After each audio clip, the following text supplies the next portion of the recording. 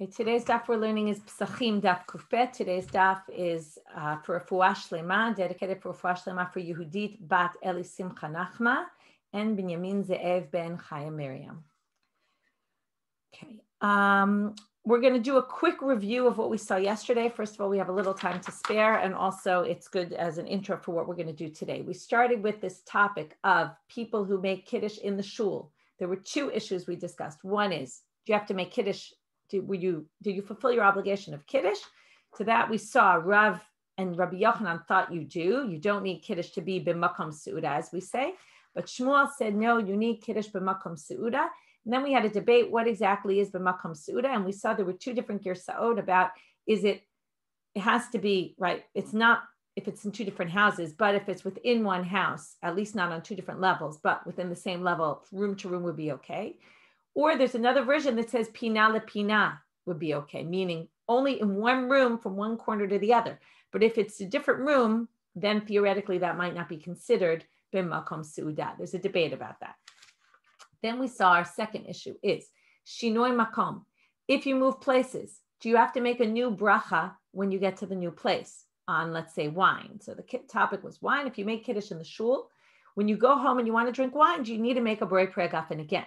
So there, Rav and Shmuel said, yes, you do. But Rabbi Yochanan said you don't. And then we brought a question against Rabbi Yochanan.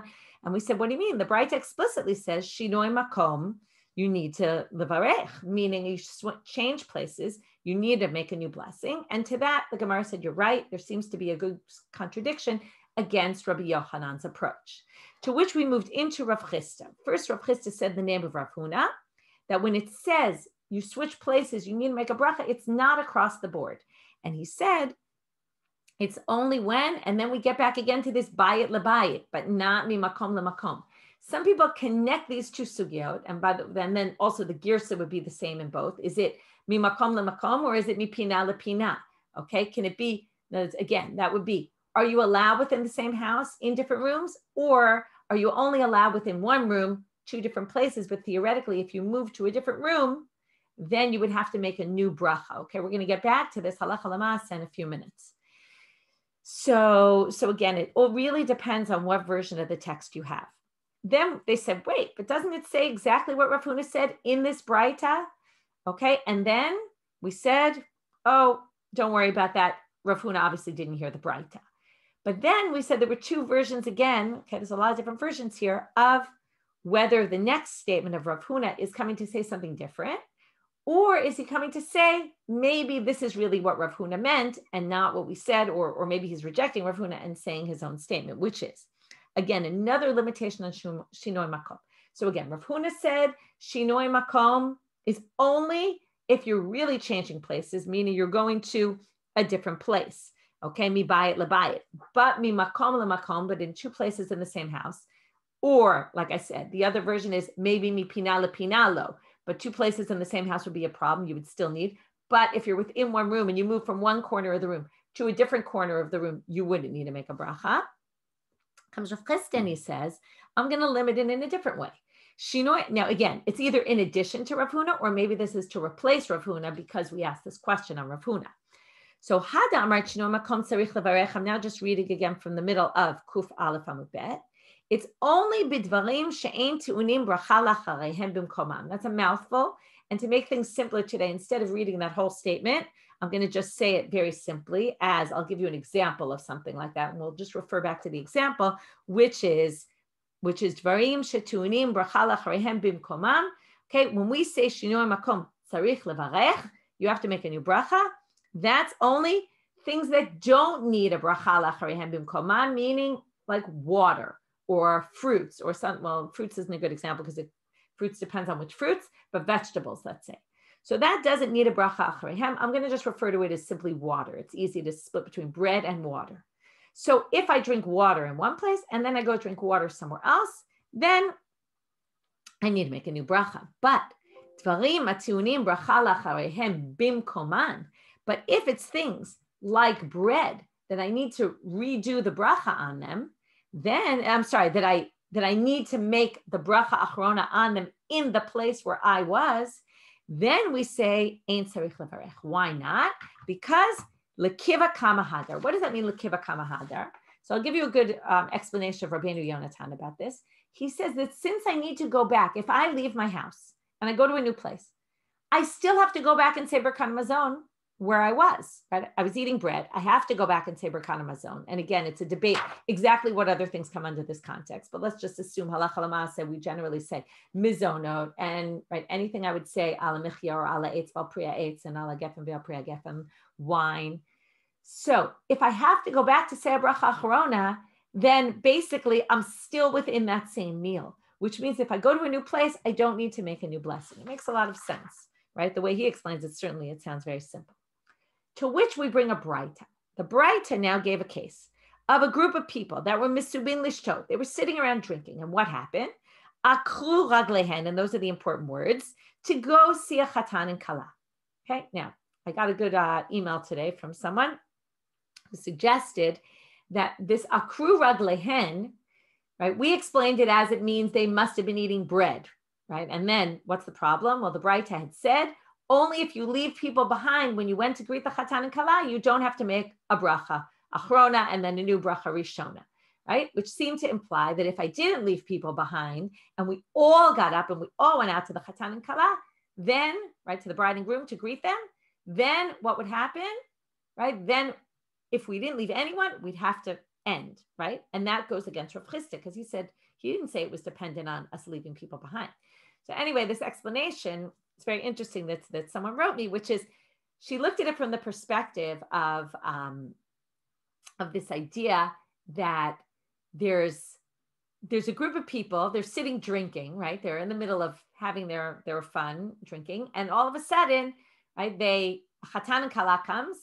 And, she kind of says, you think about, if you try to envision yourself in their situation, they're kind of enjoying their drinking and they don't really want to get up. But then they realize there's a mitzvah and akru raglehen is kind of this, they force themselves to get up, right? To uproot your feet. It's like your feet don't want to move, but you force yourself to get up. And we're going to see on the next page, the next source is going to talk about, they pick up they akru raglehen to go to the Beit HaKnesset or the Beit HaMidrash, to the shul or to the house of learning. And, she said, try to think about what's in their minds. And maybe the akru raglehen isn't referring to exactly the way the Gemara understands it, as it must be they were eating a real meal, but it was more that they didn't really want to move and they had to uproot themselves. And then it's kind of highlighting a different element, which is sometimes it's not so easy to, but sometimes you need to pull yourself together and get up, right? We all know what it's like when you're sitting around and you don't really want to get up for any reason, right? And then, but something comes up, you have to kind of motivate yourself to get up and go. So in any case, that was a nice explanation. Now let's get back to our Gemara. So the problem is that Braita said you don't need to make a new bracha if you left people behind, but Rav Chisda didn't say that at all. So Amar Rav Nachman Bar Yitzchak, I'm now in the last words of Kuf Aleph Amabet, Man Tana Akirot, who's the author of that Braita that talked about, it's a bit of a strange term the way they call it, about Akirot, about getting up and having to Oker Raglayim, as the Braita said. That's Rabbi Yehuda. Oh, don't worry. That's one Tanaitic opinion. But there's a debate about it. So Rav Chisda could just say, I hold by the other opinion. How do we know there's a debate? Titania. It says in the following Braita, and here's what I mentioned before. Chaverim shayu misubin. Now notice what's missing here. It doesn't say they were misubin lishtot. They were misubin. Okay, before it was they were misubin lishtot. We assume they were drinking wine. Here it just says they were misubin, but which isn't going to be so significant really, but we'll see later. There's another source that says Mesubin Lishtot Yayin, and that's brought as a proof for Rav Chisda. And the Gemara is going to say, why don't you bring this as a proof? And they say, well, this is a better proof because it says Yayin, and here it didn't say Yayin. But anyway, they were Mesubin. They were reclining together. It just means they were either eating or drinking or something together. Va'akru raglehen, again, and they uprooted their feet, which means, again, according to the Gemara, it implies they were eating a significant meal, something of keva, of permanence, like bread. Lelech, or drinking wine or something in that category. And what happened? They akru raglehem lelech lebeit hakneset o lebeit midrash. Right? I was imagining my Shabbos table, and we're eating Shabbat lunch, and there's early mincha. Now it's very easy because it's right outside our house, right? So we get up and we go to mincha, right? Usually not everybody goes, and someone's left behind, right? So it's exactly this scenario, right? So what will we do if we left no one at home? Let's say everybody goes out to mincha. So do we stop our meal? Do we have to bench? Right? It's a good question. But generally, when we do this, if we have guests and we go to early mincha, so we actually finish the meal, we bench, and then we come back for dessert. Also, sometimes you have an issue. Some of the kids decide they don't want to come back, or, we have things like that. But according to this, if we're leaving people behind, then we don't actually need to bench. We can go out to mincha and come back. So they do that keshehein yotzin, when they leave. Ein tu'unim bracha lemafreya. They don't have to make a bracha achrona when they leave. Ukeshehein chozrin, and when they come back, ein tu'unim bracha lechatchila. Now, according to Tanakama, there's no distinction. Did we leave anyone behind or did we not leave anyone behind? So what do you see here? That's Rav Chisda. That he holds like Tanakama. And now we want to see Rabbi Yehuda, who we're going to say the Braita that we saw before must be Rabbi Yehuda's opinion.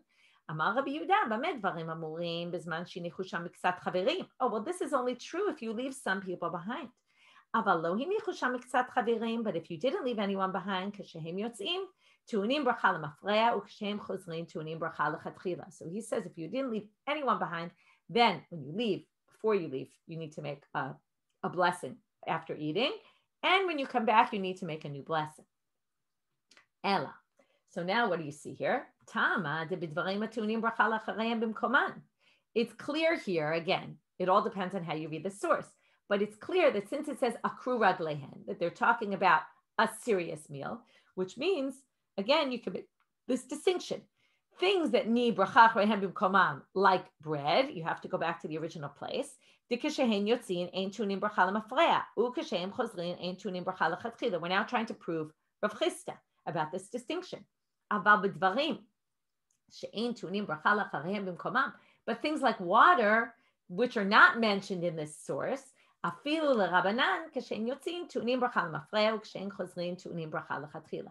you would need a blessing before them, right? So that's implied from this Braita, which again, all this comes to teach us Rabbi Yehuda, right? The Braita that we saw goes like Rabbi Yehuda, and Rav Chisda goes like Tanakama. And now from this inference that we just made, we're going to ask a question on Rabbi Yochanan. And this is why I went back to Rabbi Yochanan, because remember, what did Rabbi Yochanan say? Rabbi Yochanan said that Shinoi Yayin Ein Sarich Levarech. I'm sorry, Shinoi Yayin, right, sorry, Shinoi Yayin Ein Sarich Levarech and Shinoi Makom Ein Sarich Levarech. Now, he said you don't need to make a blessing if you move locations, right? Now, he didn't say only for bread and wine, right? He said across the board. Now, that seems to go against this Braita, because this Braita says only akru raglehen, which again, assuming akru raglehen means they were eating a significant meal, it sounds like the halacha would only be true if it was a suda keva, what we call, and not eating something that was shahako, like water, let's just say. So, so let us suggest that this Braita creates a problem for, again, is another knockout of Rabbi Yochanan. So they say, wait a minute. Didn't we already bring a Braita to contradict Rabbi Yochanan? And we said that's a good contradiction, and we ended it. In other words, right? Don't hit a man when he's down, right? We already knocked him out. Why are we going to knock him out again? What's the point? We already said that he contradicts an explicit Braita. So they say, no, what we meant is nema tahavi tiyuvta nami, nema meha nami tahavi tiyuvta. Why don't we suggest that from here, in addition, notice we have an additional Braita. And why is that not an issue? Because first of all, maybe someone could come up down the road with an answer for the other country, for the other Braita. So, and as if we have multiple Braitot that contradict, right? Maybe someone will say that Braita is wrong or something. So therefore, maybe we'll suggest that this is an additional, okay? Not the only contradiction, but an additional one. So now we're going to bring an actual answer to what Rabbi Yochanan could claim against this Braita. Amar lecha Rabbi Yochanan. Now, until now, what did we assume? It said akru raglehen. That means, right, that they moved from their meal. They uprooted themselves. Again, we understood that to mean that they were eating something of significance like bread, something that required them returning to make a bracha achrona. And it was only true for that, but it wouldn't be true if they were eating a light meal of sorts that didn't require them returning for their bracha achrona. So now, Amar lecha Rabbi Yochanan, hu adin da'afilu dvarim she'ein tunim bracha lachreihem b'mkomam nami ein tzrichim levarech. Rabbi Yochanan could say, no, I'll read this Braita, that it includes even items like water, okay, or anything else that I don't need to go back for. Now you have to explain. So why did it say akru raglehen, right? So as I got an email from Erica who told me akru raglehen, well, maybe it's just showing how much it was hard for them to leave, but he gives a different answer. He says, hadekatani akru raglehen lahodiacha kocho de Rabbi Yehuda. It's to show how strong Rabbi Yehuda's opinion is. The Rabbi Yehuda's opinion, when he says you have to leave people behind in order for it to work, that you don't need to make a blessing, that's going to be afilu dvarim shetunim bracha l'chareim b'mkomam.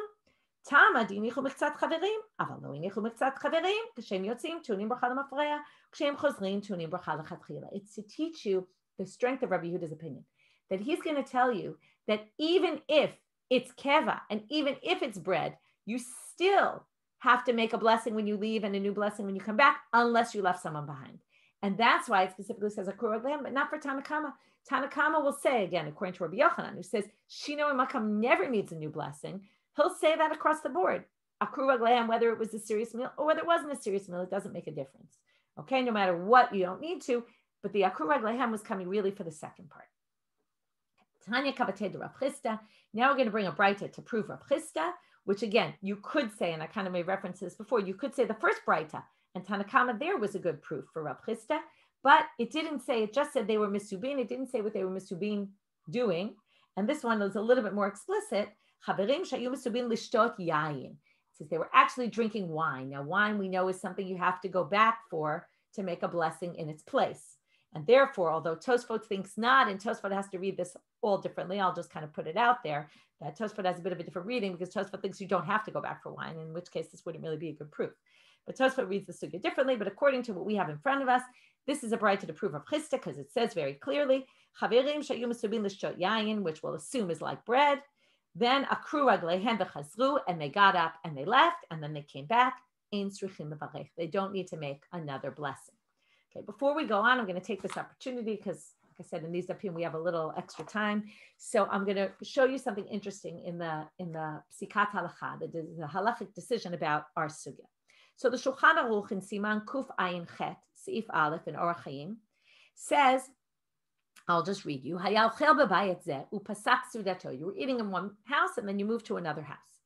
So you stopped your meal, you go to a different house. Or you're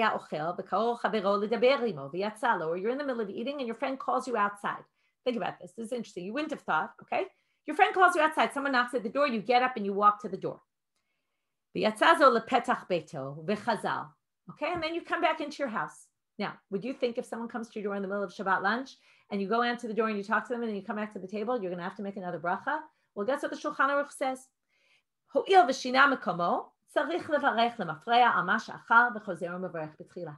If you do that, according to the Shulchan Aruch, you have to say Birkat Hamazon when you get back, and then make a new bracha rishona. Very interesting, right? You wouldn't think this is the case.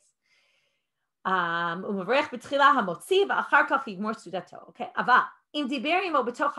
but if you spoke to him within your house, right? What we're talking about is he came to your door and you walked outside to talk to him. If you were still in your house, maybe you could say, maybe your yard is still your house. If you walked all the way out onto the street, maybe it would be more of an issue. But then he says, if you spoke to him in your house, what does it say here? Mipina lepina. He goes by the girsa mipina lepina, ein sarich levarech, which sounds like if you would go into a different room while you're eating and then you walk into a different room, when you come back, you have to make a bracha and start all over again, which is very interesting. Now, the Rama writes, and this is very important, and I mentioned this yesterday, Haga, this is in the notes of the Rama on the Shulchan Aruch, Im hayad da'ato le'echol b'makom acher, lo mikre shinui makom, v'hu shiyu shnei makomot b'bayit echad. He said, if you intended to eat part of your meal here and part of your meal there, as long as you're within the same house, your intent can cover you. Okay, so I guess this would mean also, like the Shulchan Aruch said, if your friend came and you just had in mind you're going there for a minute, but you're coming back and you're not changing, maybe that would work. Okay, not exactly clear. What's interesting here is the Be'er Halacha. The Be'er Halacha is a commentary written by the Chafetz Chaim. He wrote the Mishnah Berurah, and then this other commentary. The Mishnah Berurah is kind of a sikum, a summary of the halachot, and a little bit of the taking what the Achronim wrote after the Shulchan Aruch was written, those that wrote after him, and kind of summarizing the main approaches. But the Be'er Halacha writes, in the Be'er Halacha, he has a more extensive commentary, and there's an incredibly long footnote here. Okay, so anybody who wants to read it, I recommend it. It's good reading. It's called B'bayit Echad is the name of the Dibur HaMatchil, what we call it.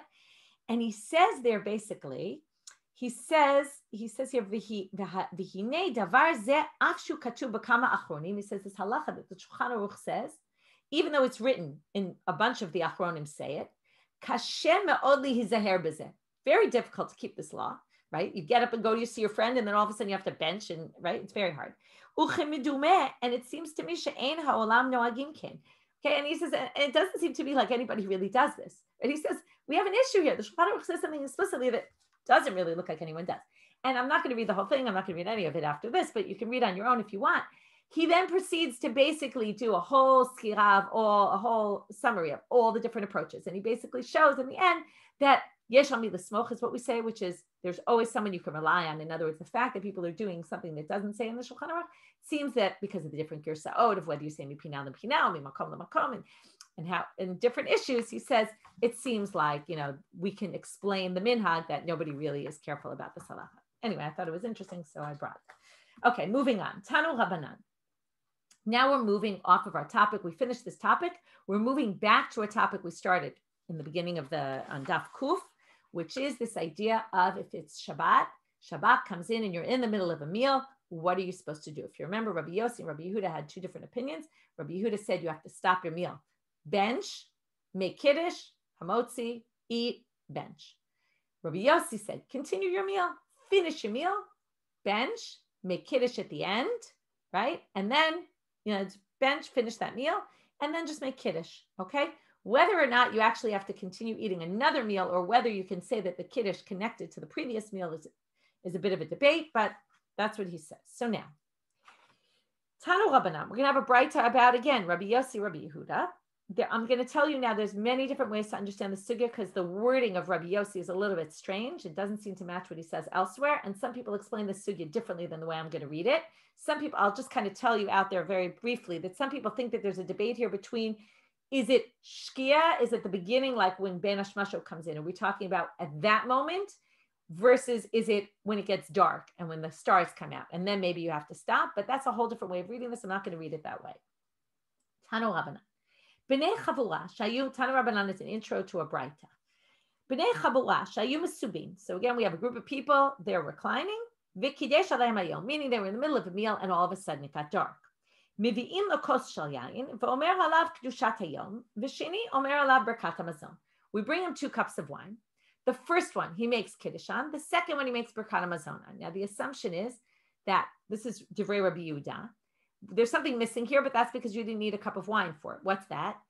First, you make berkat hamazon in your original meal, and you finish that meal. That's what's called mafsikim. You end that meal.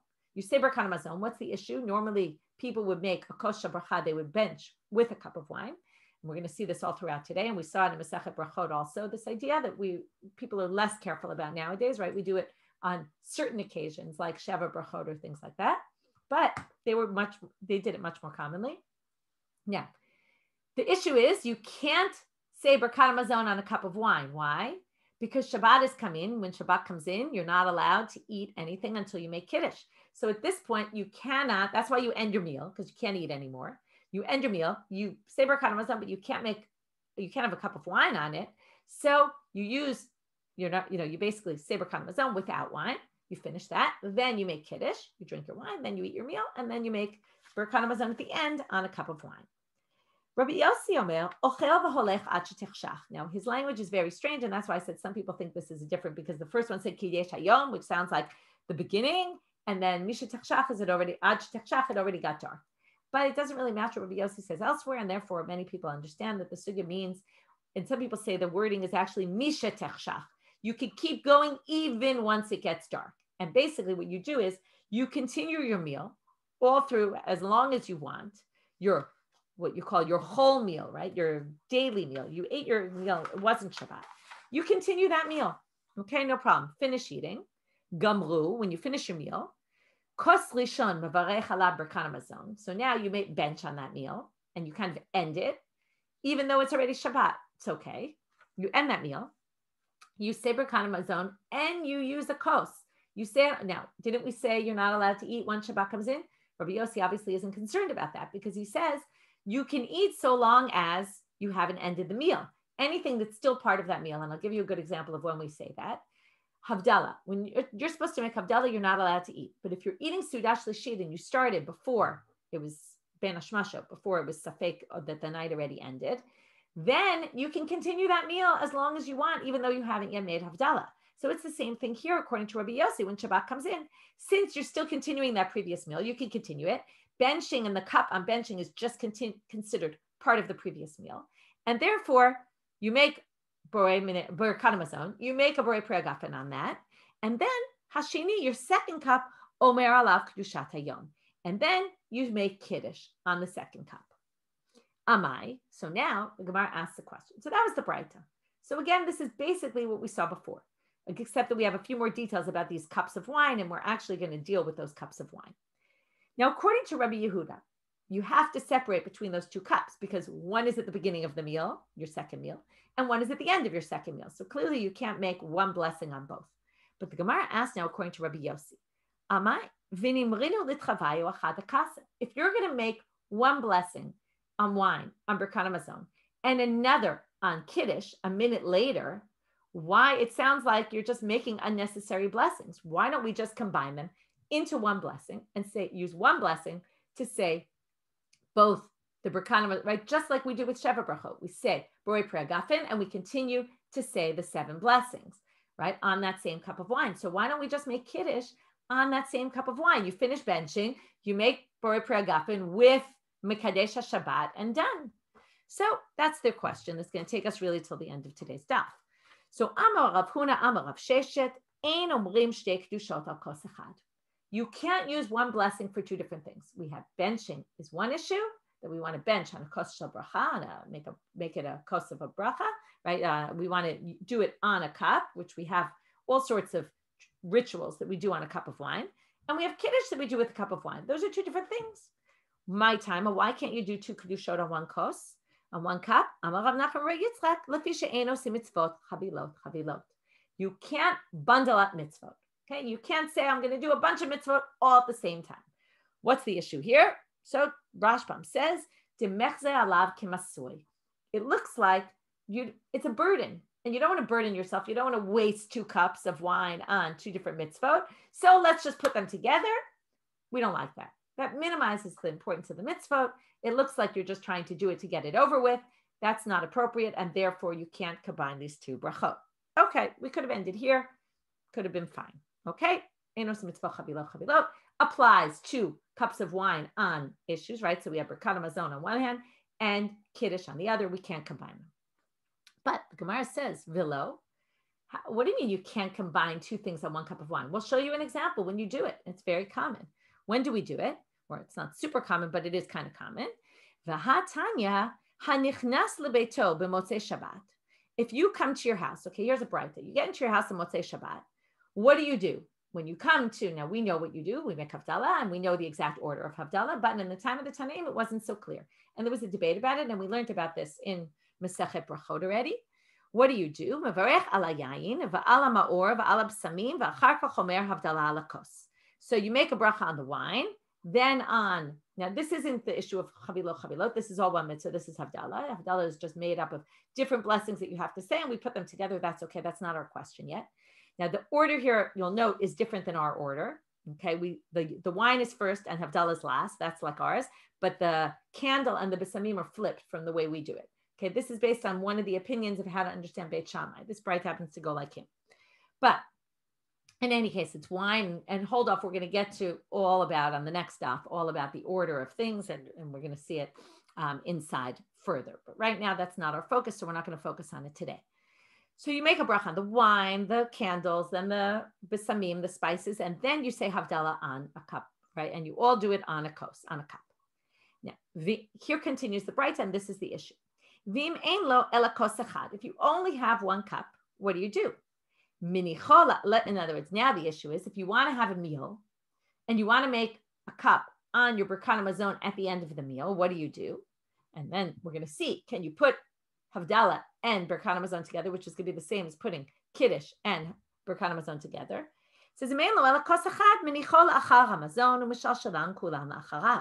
you wait until after you eat, and then you combine them all together. So you eat your meal, and then you make Havdalah on your Birkat Hamazon at the end of this meal. Very nice. Okay, you combine them all together. So what do you mean? You can't combine Birkat Hamazon and Kiddush, but you can combine Birkat Hamazon and Havdalah. That should be the same thing. So what does the Gemara answer?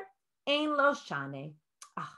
It's different. It's true, ein osim mitzvah chavilo, but it's not the end all be all. Sometimes there's conflicting interests. If you only have one cup, then we allow you to do it, because then I guess also the whole concern is it'll look like you don't want to be burdened by the mitzvah. It's clear here you only have one cup, and that's why you're saving it, and therefore it's not like you're doing it because it looks like it's a burden, and therefore you can do it. Okay, so now we could have ended the sugi here also. We've basically come up with this nice distinction. When you don't have wine, we allow you to combine things. When you do have enough wine, we don't allow you to combine things. Well, the Gemara is going to question this. So now they say, V'ha Yom Tov, shechal liot achara Shabbat.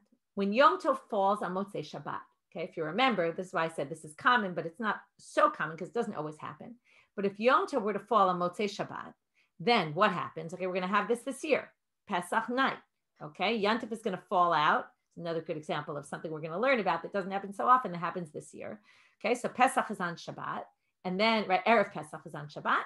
So Pesach night will be basically this situation. Di'itle, right now. The assumption is if it's Yom Tov, then you obviously have wine in your house because people make sure to have wine on Yom Tov. Maybe during the week you don't have wine, but of course you have wine on Yom Tov.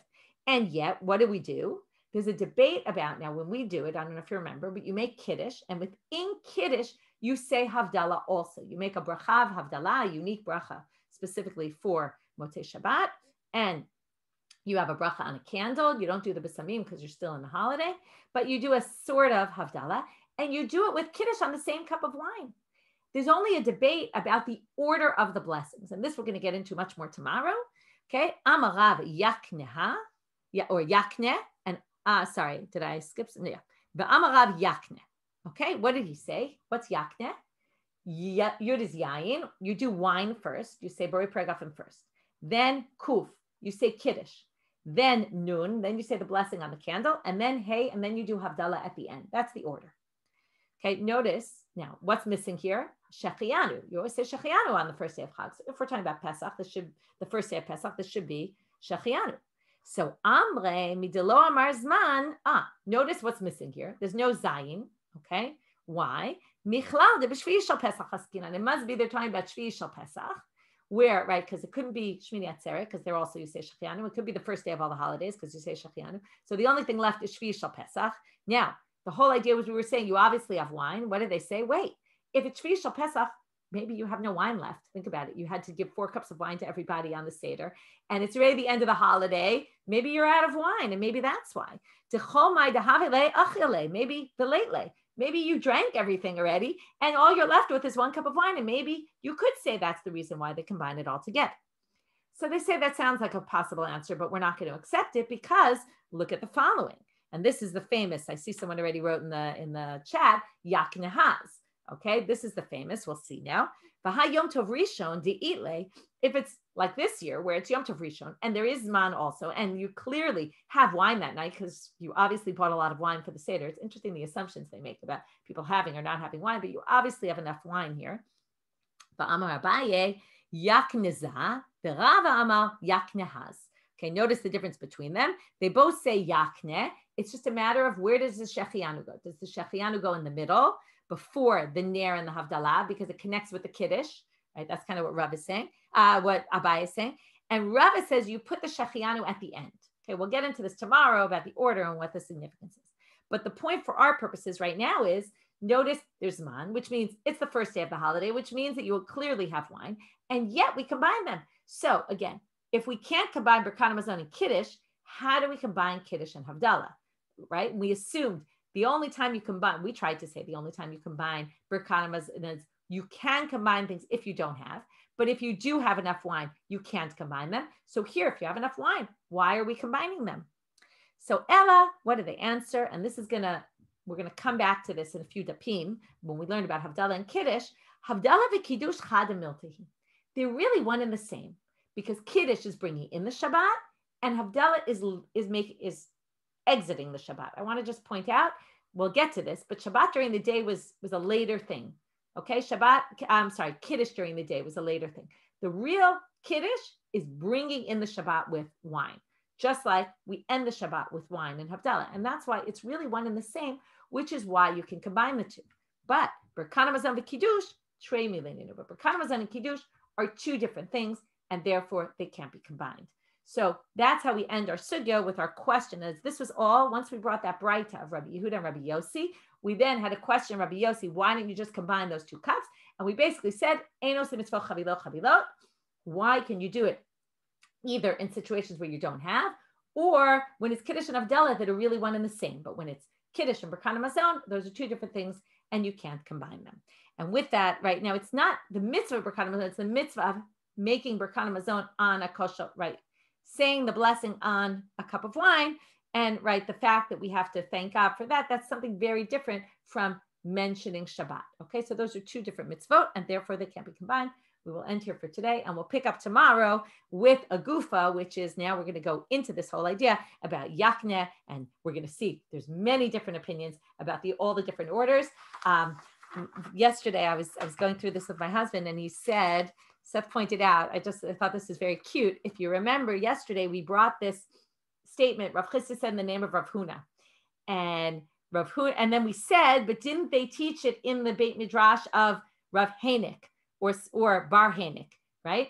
Heinik, by the way, no one says Heinik in the order, but Heinik is the same letters of Yakneh, and it's just like the same letters mixed up. So I just thought that was cute, because Heinik is not something, I didn't do a search, but I don't remember ever seeing it. I mean, maybe it appears somewhere else, but it's a very strange language, and maybe it's a bit of a reference to this upcoming sugya of using those four letters of Havdalah, Ner, Yayin, and, right, I'm just thinking, right, Yayin, Ner, Havdalah, and Kiddush. It's just in a different order. Anyway, it's just something cute. I don't know if there's anything to make of it, but I thought I would mention it. So have a great day, everybody.